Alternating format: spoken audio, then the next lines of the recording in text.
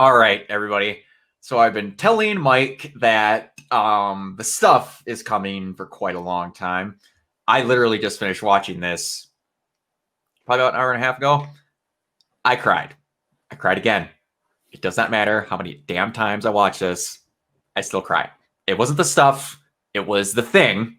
And it's two words that almost bring me to tears every time I hear them. Mike, go ahead. The episode is called Later, Buddy.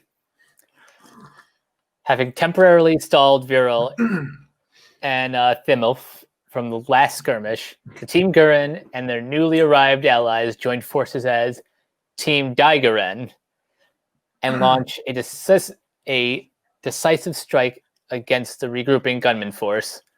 The massive battle violently reaches its conclusion, but Kamina dies in the process. Floor's yours, buddy. This episode is awesome, but I also hate it. Yeah. To repeat a point that I made in the last episode, we're not even in the double fucking digits yet. We're still only at episode 8. And I even asked Brock off air, is this the stuff? And his reply was, no. This is just the thing. Yeah. We haven't gotten to the stuff yet. Not even close. We're about 6 episodes out. And yet this felt like a season, like a series finale. At the very least, a season finale. Because this was like this was that like this episode was basically the lead up to the third act of a movie where the hero makes the big epic speech, and then they go charging into battle. Yep. And yeah, go ahead. But there's more. Fortunately, it only lasts this episode, but it's still a point that is a little bit frustrating. It's a bit of a love triangle, just a bit. Just a bit. Yeah, that was one that I talked to you about. I don't know if that was on air or if that was not. This is the only time where taking age into consideration and this is a lot of like, you'll see it a lot more in season, and I believe I've mentioned this, you'll see it a lot more in season 2 of where these characters don't know how to handle certain life situations because they've literally never had a chance to experience them. And I want to say Simone's 12. I believe that we found out for sure. Like I said, they never say his age, but they quote that Yoko's 14, which I will never believe on my soul. But yeah, and you get to see they make it very poignant, and I keep forgetting to mention it in the reviews leading up to this one, that Yoko has been extra nice to Simone, always like trying to big him up because everyone is always talking about Kamina. And that starts getting into him thinking things aren't there. And then you have that moment where she's about to say something and she doesn't. And then that happens. And I was kind of like, you know what? Okay. I believe we mentioned the CW when we were talking about this last, because boy, they love a good love triangle. This is the one time where I'm like, it's very obvious that Kamina finds Yoko attractive. Dayaka point blank calls it out, and so does Liron, that Yoko is most likely into Kamina from what they're reading. But you also see her being unbelievably super nice to Simone, and it's been obvious that Simone's like, oh, so that's what a woman that isn't just openly a douchebag to me because I'm a hard worker is like. And I was like, considering his age and the situation that they're in, this was the one time where I've seen a love triangle, and even though I still hate it as a plot device, I was kind of like, all right, I get it. They needed something to distract Simone that he would not want to talk about with Kamina until you get to see something that you mentioned last review you thought they should be making memes of. They did meme the ever-living shit out of I'm gonna make you. Let's see you grit those teeth. That got meme to shit. And yeah, but keep going. I am glad that's a meme because we as we keep trying to point out, the show, while it does do the anime tropes, it's also a comedy. Mm-hmm. And that's like the reason why I love this show, because it calling itself a comedy allows plot devices to fly off the handle. Yeah. But here's the only reason I'm frustrated by the love triangle is because I don't think Simone and Kamina need to have any tension other than, like, aside from the fight. Yep. But that being said, I appreciate how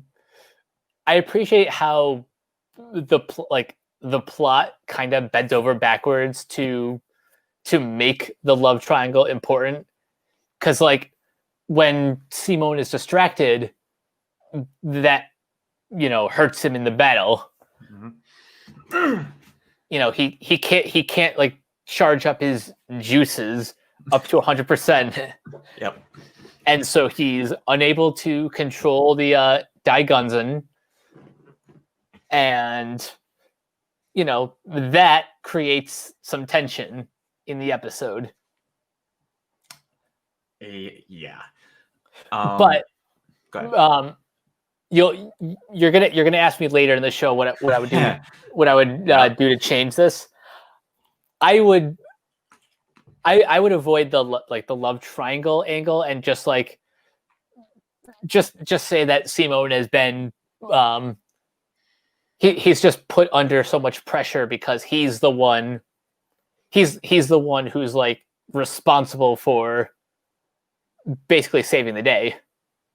Would you think that maybe since this is the other thing I was going to mention as a possibility, otherwise they've been showing a lot, at least in this episode and the one before, that Gimme and Dari really look up to him?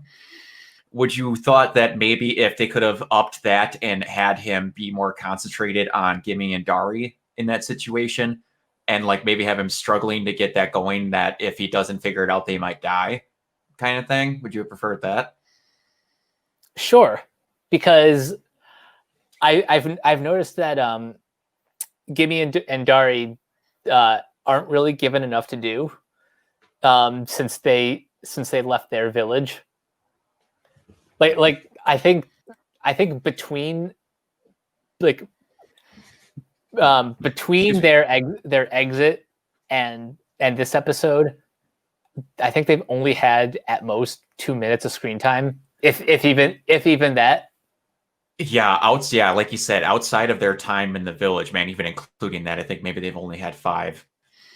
But yeah, especially like when they're leaving the village, everybody's upping Simone. I mean, everybody's up, like giving big ups to Kamina, and they're the only ones in the crowd going, "We love you, good luck," but yeah, it's one of those things where everybody mutually likes this episode, but that's like one of the few things that they don't agree with how they handled it. And they use that situation for a couple of things later on, but it's after stuff is fixed and Yoko kind of brings it up. It's not a spoiler that they talk about it. I won't bring up how it gets brought up, but they do at least, I don't want to say understand that irritated some people. I think it was still their purpose for how they handle it later on, but it does get re-brought up between those two, and not a way that I dislike how certain shows other do it. It's just a real quick thing. But yeah, I'm gonna basically, like, I have very few points to bring up on this other than I just love the visual of like how this was like they're fighting in front of an active volcano in like a pressure zone, and the visuals in the background of like the volcanoes going off, and all of it was just great. And like I'll say the few things I like and then just let you keep going. It brought up my 2 favorite attacks in animes period are, 1, the strike laser claw from Zoids. Mm-hmm. And then obviously where you get with when I say Van, when you have the blades with the Blade Liger and Zero and Chaotic Sentry. But 2, and all of its that was 2, and the one that is my favorite, and all of its iterations you will see throughout the show is the Giga Drill Break, which proceeds to get even more ridiculous as the show goes on. Oh yeah, because it is animated. I can imagine. But like I said, that's what I needed to get out. You go ahead. About the volcano, that's probably the best like visual metaphor for the situation that they could have done for this episode. Because volcanoes will erupt under a lot of pressure, and that's exactly the situation right now. Because trying to commandeer one of the 4 spiral, I'm gonna just call them spiral generals. There we go. That's fine. Because generals of the Spiral King just seems a bit too wordy. I get what you're saying. It's fine. Okay, so yeah, commandeering one of the Dai Gunzans is not an easy task, and it takes literally an army or a ragtag team of copycats to complete this mission. And I really just want to brush right to the ending, because that's fine. If you want to talk about it, go ahead. I keep having to bring this up. We're only at fucking episode 8. Yeah, I know. A quick aside that'll let you go. I swear I brought this up about my buddy messaging me while he was watching the show. He stopped at 7. Messaged me and went, "I'm pretty sure Yoko has a crush on Kamina. I can't wait to see where they go moving forward." He stopped at 9 p.m. and messaged me that. I got up for work the next morning, and then at my first break at 9 o'clock, I had a torrent of text messages going, "Are you fucking kidding me?" And then he does it again later on, but we'll get to that one. Go ahead. Seriously though, if you thought Game of Thrones or Walking Dead killed off characters too soon, this is only episode 8, and we've lost Kamina. Yep. It hurts. It hurts. It does. But what I'm excited about is seeing how Simone evolves after this. But yeah, losing Kamina after everything he's done for Simone, being that inspiration, in such a short time, we've got to see their relationship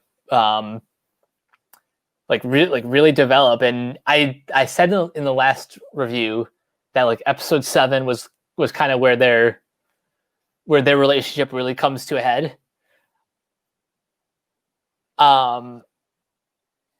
Yeah, I was not expecting to lose Kamina so soon. Yeah, and when you told me that you had partially watched the show but never finished, in my head I was like, tell me he never made it past episode 5. Because I was like, I want this to be a fresh reaction. Yeah, no, yeah. This is as fresh as you're gonna get. Yep. It's I will admit, when I first saw this, I was like, I don't even know if I want to watch the show anymore. I was like, I love everybody in it, but that pissed me off. And I was like, oh. And by the way, for added context, A, we're recording this on World Mental Health Day, and B, before I was watching these 2 episodes, I was getting through the Haunting of Bly Manor on Netflix, which is another. Well, it's Mike Flanagan, so there's going to be some spooky stuff. But if you've seen The Haunting of Hill House, this is it gets heavy. It gets really heavy. I'll be talking about that more on a separate podcast. But this is just to give you back context of where my head is at watching Gurren Lagann and expecting that was going to be my escape. Only to realize, oh no, I was dead wrong.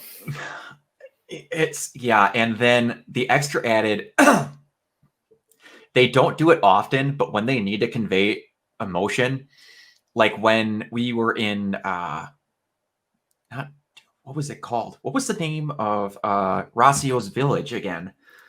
If they ever said it, they said it was Jiha Littner. I don't know if they ever said the name of his village. If they do, I'm forgetting. I'm trying to look up the. It's the Chitorit? No, that can't be right. Either way, it's Rocio's village. They shifted the color to be basically black and white. And then at the end of this, after Kamina dies, they don't shift the color. Well, they do a little, but they cut the audio out completely. And then you get to hear a sad and somber Simone from the future speaking of what they lost that day. And it's like, there's never been a moment in the show like that where they're just point blank, like, they still won that fight, but they felt like they might as well have lost it. And that was the first moment where I went, this is a show that is a parody and is very much comedy heavy. There's going to be some moments where it's going to kick me in the nuts, and I'm not going to see it coming. This was the very first time they did it. For those who are watching this series but haven't seen Gurren Lagann, to more accurately describe the show's sense of humor, yes, the show is a parody of mech anime, but it's a parody more like an Edgar Wright film, or like how Firefly has it's a space western, but it has like a sense of humor. Yep. It's more that tone than like Spaceballs, but what they all have in common is it's the characters that you latch onto. It's the characters that, even though this is it's a parody, the characters are so endearing, and their arcs are taken seriously.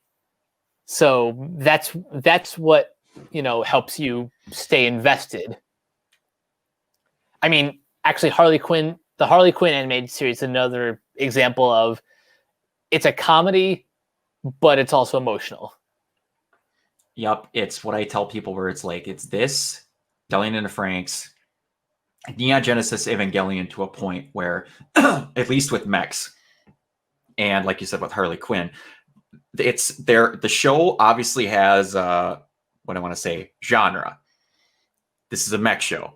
It's got the cool mech fights. But at the end of the day, outside of the every 6th or 7th where they really go out of control and spend the animation budget, you're talking about the characters that inhabit them and not the fights. Mm-hmm. The mechs are the thing that move the show forward, so you can experience what happens with the ragtag group before, after, and during the mech fights. Because at the end of the day, you do love the mechs and stuff like that, but when I'm talking with people about the show, I talk about Simone, I talk about Kamna, I talk about Yoko, I talk about Liran, and I'm sure what the designs of the mechs are, but the thing that helps me the most, especially with me, like I say, I wear this damn thing every day gladly because it helps me through a lot when I'm thinking about just not being great. It's what they stand for and stuff like that, and that just... But the visual of Simone walking toward the volcano when the Dai Gunzan's taken over and he's like, my bro's dead. What the hell was the point of this? I'm done. And then literally 80% dead. Kamina just goes, guy can't get any damn sleep around here. Gets up on his deathbed pretty much and goes, turn this damn thing around now. And we're ending this. I'm not letting you do something stupid. Believe in yourself, damn it. You're going to have to do this without me. You are as good as you need to be, and I don't need to be here. You can do this. And then dies. I was like... the specific line that gets to me is when he says, don't believe in the Simone that believes in Kamina. Don't believe in the Kamina that believes in Simone. Believe in the Simone that believes in you. Yep. That not being a spoiler, that line gets repeated a couple other key times, and it's some of the fucking best moments in this series. The word believe might as well be the tagline of this show, and that's why I love it so much. When you talk about mental health and awareness, there's a reason I watch this show every month in January. It's to start the show, my year off fresh, start my birthday week off fresh, and just, it's a palate cleanser. It's like, go and try. I don't give a shit what happened this year. You go and do what you have to do. Because, like I said, I watch this thing in like a day and a half chunk. It's on my birthday every year. I request whatever days they are off. I sit and just watch through it. It don't matter what's in my head mentally. It's gone. It never fails. And I can't thank Gainax enough. I will be lightly fluffing Gainax throughout this entire thing, but when we get to the end of this, you are going to probably see a 10-minute speech from me about how much this really means by when I talk about just all the shit that, like all the tumblers that finally lock that like seal the safe and just crack it open when this final episode hits. It's the damn best. I can't. It is so hard to not just full blown talk about the whole show because I know we're doing this 2 episodes at a time. But anyway, yeah, like you said, other than, okay, before we get to the changing part, because this is obviously one of the most like crap happened episodes ever. Is there anything else you want to talk about? I'm trying to think of other stuff to bring up. Were you okay? Here's another one. Were you expecting them to kill off Timmel that fast?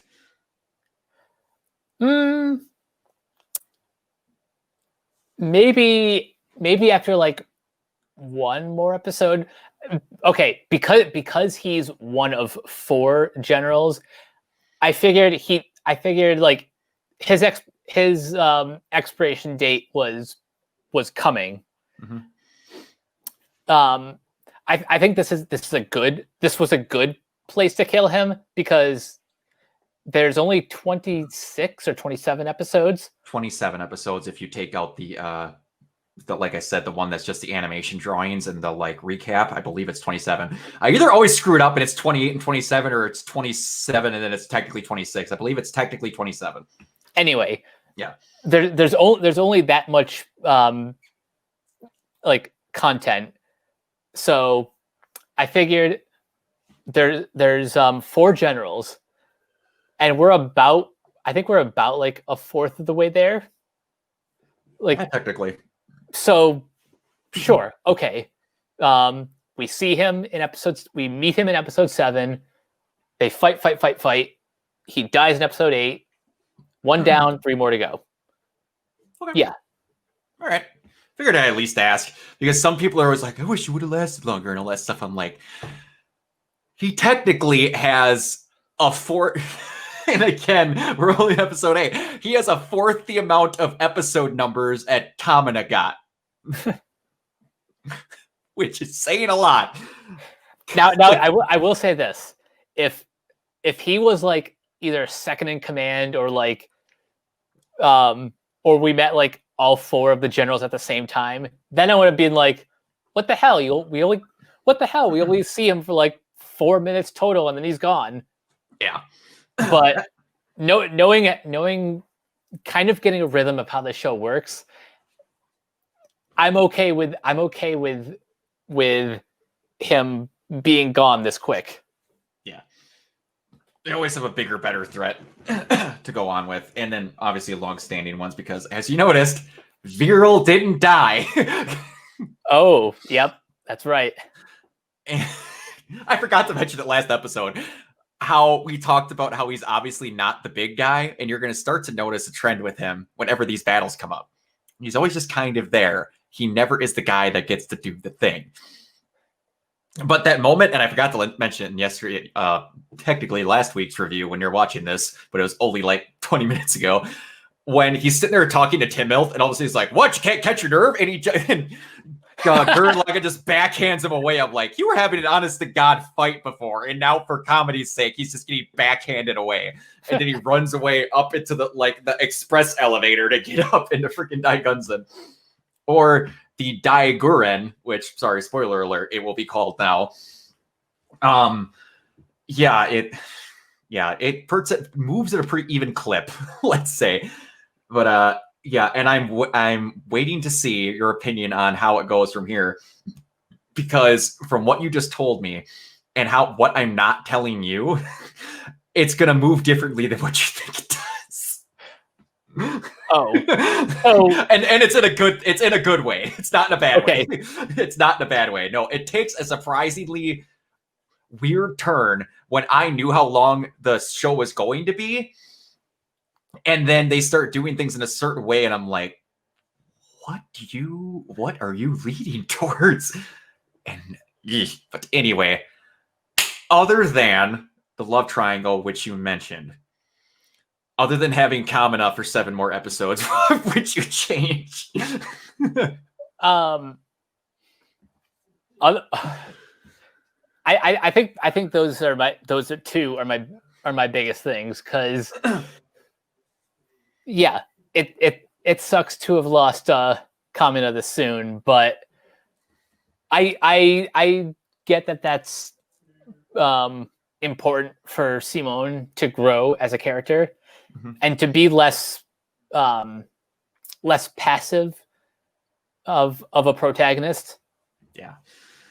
That was it always hit me when I was watching it. Like, I got it. I realized it when the show, I want to say secondary watches afterwards, but like the narrator in the beginning was always like, this is its tale of a man yet to realize his destiny. I always thought that offhandedly they were talking about Kamina the first time I watched it. And then I was kind of like, no, I'm a moron. He's been talking about Simone that entire time, because yet to realize it. Yeah, his destiny is to lead this group now because Kamina's not around anymore, and it ain't gonna be Keaton trying to pull this shit together. when you look at Simone's character design, it's painfully obvious that he is the protagonist. Kamina just happens to be the more charismatic supporting character. Yes, it does. And I have no idea, and I will never get confirmation if this is why they did it. But in my headcanon, it's why they did it. Other than the fact that he's a driller, it's why he has them. But you watched Digimon, correct? I've seen it, yes. Every freaking protagonist that counts. And you'll know what I mean by that if you've seen every episode or every series of Digimon. Every main protagonist wears goggles. Hold on, I'm gonna look. Keep talking. I'm just gonna pick 3 random series, not even in a row. Just 3 random ones. Yep. It's like you'll always notice, and they almost never wear them, but they always have goggles on. And you'll notice, other than the fact that he's a driller, Simone has a kicking pair of, if I could get the visuals right, a kicking pair of goggles that you see right there. The main guy's always got goggles on, and I'm kind of like, I don't know if that's a throwback to Digimon, or if he just has goggles because he's a driller and he keeps them. But he's got goggles on, and that made my heart happy. I was like, the main boy has to have goggles.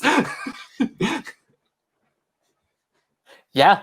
I tried to pick the most random Digimon ones. So I picked obviously Digimon Adventure. Yep. Then Digimon Frontier, and then Digimon Universe at Monsters. All 3 of them have goggles. They all have goggles, and they almost never wear them. Simone's about the only one that ever actually puts the damn goggles on because he has a reason to. But yeah, and it's you even have a somewhat version of it with Kamina because he's got his damn shades. Mm-hmm. But yeah, it's seeing how, and again, we're gonna in this next episode, I'm interested for the perspective of how they handle it because of how you said they've handled certain things in the past, of how you're going to deal, or I should say, how you're going to feel about the next two episodes because they're very different. You get a very new thing and you get a different version of an old thing. And the two episodes feel incredibly different because of how Simone handles all of this. And I was reading up on interviews and stuff like that afterwards, and they very much do things differently to make you feel how Simone's feeling or how characters are feeling towards Simone.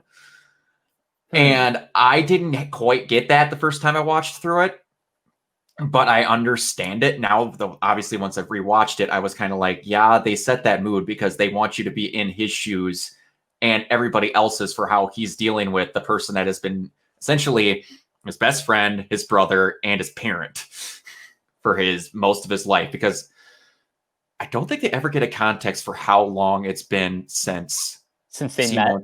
Well, since they've met, also since how long Simone was without his parents.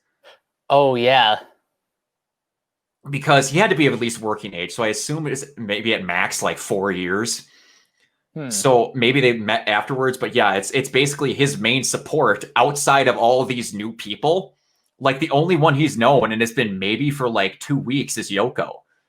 And Yoko is also dealing with the fact that the guy she just confessed her love to, I'm going to guess at this point it's the first guy. I've never read the manga that they've read about the series afterwards, but I don't think they ever delve into anything beforehand. She's dealing with it also, so he has literally no one.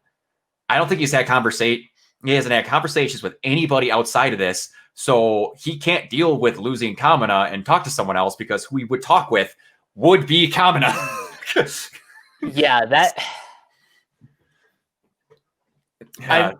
I'm just imagining if I was put in like a similar situation, like if I only had like one confidant like that, and I don't know if I'd be able to handle losing them.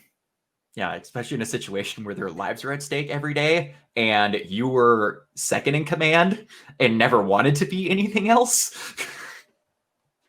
Yeah, it'll be interesting. I'm quite looking forward to how we do those because if I'm thinking in my head correctly, those will be the two episodes that are right before I'm trying to think of before one of my favorite, like, I get it kind of moments that a character has. And it's one of their big shining, I'm getting better type of things. It's one of my favorite moments that one of the characters has in the entire show for development, not only for them, but for how you should think about situations. And yeah, but anyways, this is our first episode that cleared a half an hour, if I'm wondering correctly. So yeah, like just wait till we get to, I believe it's 14 episodes. Am I wrong? 14 episodes? It's 13 or 14 episodes in the first season. That last season, especially the talking points of what we learn in like the last like 5 minutes of that episode are going to take a bit. I never expected us to have it this early to have one that actually lasted longer than the episode itself did. Right. But hey, I'm happy with that. I'm just glad we get to do this and that we're for the most part, I want to say we're both mutually enjoying it, but I'm respecting the fact that there is stuff that you think could have been done differently. Because when I talk to people about it, I don't know if they're like that don't want to hurt my feelings and like I love the show that much and they don't want to bring stuff up. And I'm always like, I'm willing to talk about stuff. Just because I love the show doesn't mean I won't admit that there's stuff that I would do differently. I myself wish there's a version of this show where Kamina never dies. I 100% get why he does because it's crucial to Simone's development. But yeah, it sucks. But yeah, anyway, yeah, but we're going to get more into that. Like I said, that will be for any of you watching this on YouTube. I saw a couple people poking their heads in there. That'll be next. We're going to try and keep these every Saturday. Should keep working out. because if we're keeping it at an even clip, 27 more episodes are at episode 8. Should have like 10, 12 more recordings? No, less than 10? Something like that. Something like that. So I'm thinking there might only be one weekend where we have to do it at a different point because I will be out of town in December for one weekend. And even though November 12th is when the PS4 comes out, we'll be done way before December. No, we will not. But anyway, the only reason I won't skip just because the PS5 comes out on the 12th of next month. We will still be recording, even though I'm taking off work the days before in that weekend, because let's just say I'm a little excited. But anyway, this was one of the best discussions we've had so far, because obviously it's been the one that had the most context. But everyone, like I said, I'm having a ton of fun doing this. Mike, where can they reach you? You guys can find me on Twitter and Instagram at CaptainK482. Check out all my quick thought reviews on letterboxd.com/CoachK42. And look for me in all of the various Facebook groups just at my name, including our Facebook group for Renegade Pop Culture. You can listen to all our podcasts on Anchor, Spotify, Apple Podcasts, wherever you get them. Last but not least, check out renegadepopculture.com, where you'll find these episodes posted and other content. Need an escape? So do we. Yes. And Mike will need one after the episodes of content he has just been taking in recently. And we'll continue after this. Yes, absolutely. Man. Anyway, but yeah, and then you can find me at everything at Organoid Zero, mainly my Twitch. Got all my Twitch badges finally. I just got to wait for Twitch to approve them. So whenever they come up, so if anyone subscribes to them, I finally got my Twitch badges figured out. And I'm pretty damn happy with how they turned out. I kind of base them roughly off of Arrow. Like you'll see if you turn this one, it's the Arrow emblem or the style of Broadhead that was in the Arrow logo. So then I kind of just used how they did during the seasons where like the Arrow logos change. I kind of did the same thing. But yeah, it's pretty good. I'm happy with how they turned out. You can see me there. You can see me on this YouTube channel, which if you aren't watching this live is kind of redundant because this might have happened anywhere between a week before or like 6 weeks before. Yeah, and then all the groups in Renegade, the podcasts and stuff like that, I'm getting a lot more involved. Thankful to Kiona, Mike, obviously, for suggesting me to him. I've been getting involved a lot more. Just check it out. Everybody that's involved with that does super hard work. It is great content. I'm quite looking forward to talking about The Boys. Last week to when this is recorded, the time frame is going to be so screwed up for how these get released. But yeah, just check out Renegade Pop Culture. You'll find both of us there. I greatly appreciate it. Everybody who has been checking in on these. I love you all. Spin on. I'll see you next time. Peace.